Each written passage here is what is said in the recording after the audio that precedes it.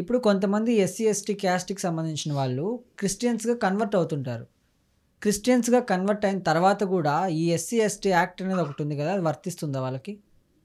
మీరు మాట్లాడేది రీసెంట్‌గా ఆంధ్రప్రదేశ్ హైకోర్ట్ ఇచ్చిన తీర్పు గురించే గదా! అవును. ఓకే. నేను దాని మీద క్లారిటీ ఇస్తా. సో, ఇక్కడ ఏమైందంటే బాపట్ల జిల్లాలో పిట్టలవారిపాలెం అనే ఒక ఊర్లో ఆనంద్ అనే పర్సన్, ఆయన సర్‌నేమ్ వచ్చేసి చింతాడ ఆనంద్.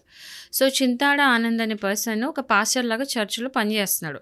అతను యాక్చువల్లీ ముందు ఎస్సీ, ఎస్టీ ఉండే, కానీ తర్వాత క్రిస్టియన్‌లా మారి అక్కడ చర్చ్‌కి పాస్టర్ అయ్యి అక్కడ వాళ్ళ ప్రేయర్స్ అవన్నీ చేయడం, ఆ చర్చ్ అనేది చూసుకోవడం అయినా చేస్తుండే. సో, అక్కడ ఏమైందంటే అతనికి రామరెడ్డి అనే ఒక పర్సన్‌కి ఒక గొడవ అనేది అయింది. సో, ఆ గొడవలో కూడా ఎట్లా అంటే ఈ చర్చ్‌కి సంబంధించిన కొన్ని లావాదేవీల్లో దేనికో గొడవ అయింది వాళ్ళిద్దరు బేసికల్లీ. గొడవ ఏమైంది? గొడవ అయినప్పుడు ఈ పర్సన్ ఊకోకుండా ఈ చింతాడ ఆనంద్ ఎళ్లి కంప్లెయింట్ పెట్టిండు. పోలీస్ స్టేషన్‌లో కంప్లెయింట్ పెట్టిండు. ఏమని పెట్టిండంటే ఎస్సీ, ఎస్టీ యాక్ట్ ఏదైతే ఉందో అట్రాసిటీ కేసు అనేది ఈయన మీద పెట్టడం జరిగింది. సో, పెట్టినప్పుడు వీళ్ళు హైకోర్ట్‌కి వెళ్తే అక్కడ హైకోర్ట్ ఏం చెప్పిందంటే ఒక్కసారి ఎస్సీ, ఎస్టీ నుంచి నువ్వు క్రిస్టియన్‌కి మారినవు. అంటే ఒక్కసారి మతం మారిన తర్వాత నువ్వు క్రిస్టియన్‌వి అయితావు. కానీ ఎస్సీ, ఎస్టీ కావు.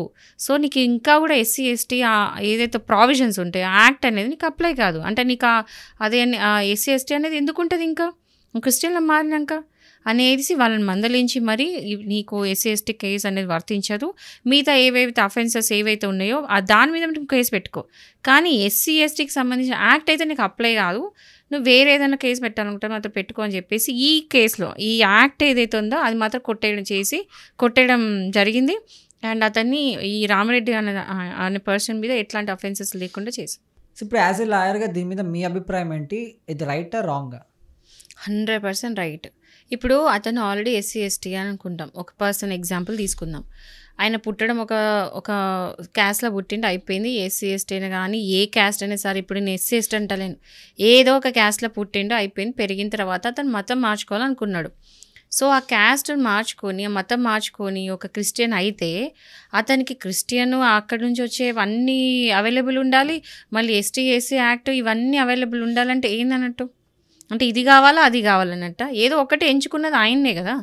సో, ఆ ఎంచుకున్న తర్వాత ఒకసారి క్రిస్టియన్ అని చెప్పుకున్న తర్వాత మళ్ళీ ఎస్సీ, ఎస్టీ అని ఎందుకు క్లెయిమ్ జేసుకుంటాడు? అది కానిదే గానప్పుడు. ఇది వద్దనుకునే గదా ఇంకో దిక్కెళ్ళిండు. ఇది ఎస్సీ, ఎస్టీ వద్దనుకునే క్రిస్టియన్‌లా మారిండు.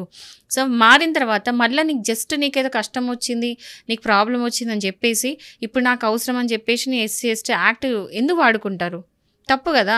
నీకు అంత నీకు అది కూడా ఎథికల్లీ కూడా తప్పు. ఎందుకంటే ఇప్పుడు నువ్వు క్రిస్టియన్ లాగా ఉన్నప్పుడు క్రిస్టియన్ యాక్ట్ కిందకి పో. నువ్వు క్రిస్టియన్ లాగా నేనైతే జనరల్‌గా అందరికీ ఎట్లాంటి అవైలబిలిటీస్ ఉన్నాయో జనరల్ పబ్లిక్ అట్లుండు. ఒక స్పెషల్‌గా ఎస్సీ యాక్ట్ ఎవరికైతే స్పెషల్‌గా ఎస్సీ, ఎస్టీ వాళ్ళకే ఉంది. ఎందుకు ఉంది అంటే వాళ్ళు బ్యాక్వర్డ్ పీపుల్ అని చెప్పేసి వాళ్ళకి అట్రాసిటీస్ ఎక్కువైపోతున్నాయి రోజు రోజుకి. వాళ్ళకి అట్రాసిటీస్ నుంచి కాపాడాలని చెప్పేసి పెట్టిన యాక్ట్ అది. సో, అదంతా వదిలేసుకొని క్రిస్టియన్‌లా మారావు. మారిన తర్వాత నీకు ఇది అది అంటే ఎట్లయితది? కాదు కదా!